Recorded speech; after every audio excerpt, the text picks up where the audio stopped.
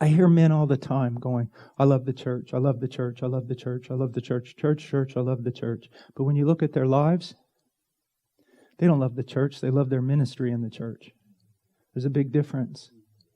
It's a tremendous difference. How much do you love the church?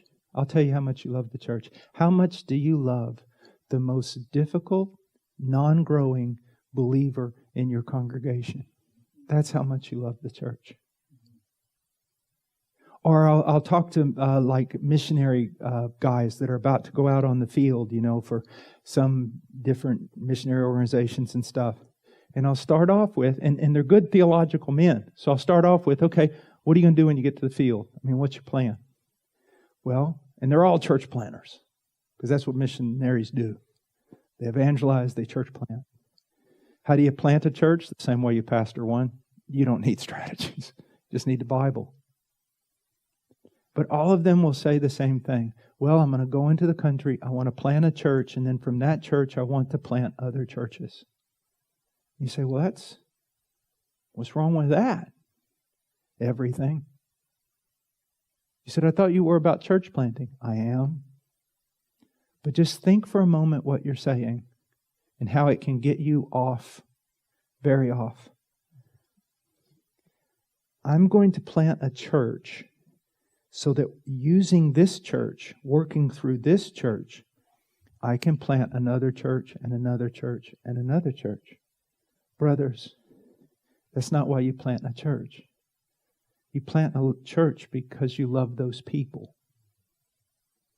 And you want to feed them and you want them to grow. That's why you plant a church. If you plant a church in order to use that church as a means of planting another church, guess what? In time, you're going to become embittered against your church. Why? Because most of them aren't going to cooperate with your vision.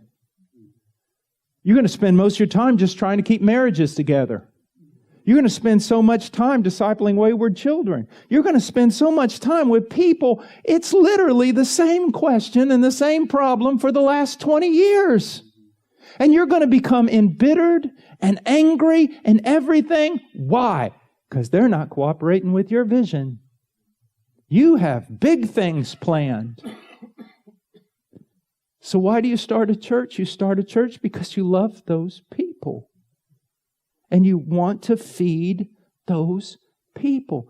But, brothers, the kingdom is so invisible. It's so unapparent that if you will, I guarantee you, a man who has pastored 50 people, faithfully, loving them, preaching the truth to them, rebuking them, visiting them in the hospital, encouraging them, saving them time and time again, that in the end, his life will have impacted the kingdom of heaven far more than the visionary. You're responsible for his bride. And sometimes I am so amazed on how the Lord will test me. And it's frightful in that you're tired and all these, big important speakers all want to go to dinner and you haven't had any fellowship. You've been pouring yourself out for 4 days in a conference and here's all your heroes going to dinner. And then all of a sudden, some little man who just came to the United States from Ghana comes up to you and goes, I really need help. Can I talk to you? And you're like, and you're making a choice right there. And it's Christ who's laying it before you. You're going to minister to me?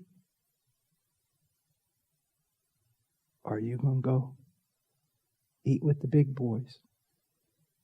What are you going to do? Every difficult person, every person who doesn't contribute to your ministry but holds you back, every person that wastes your time,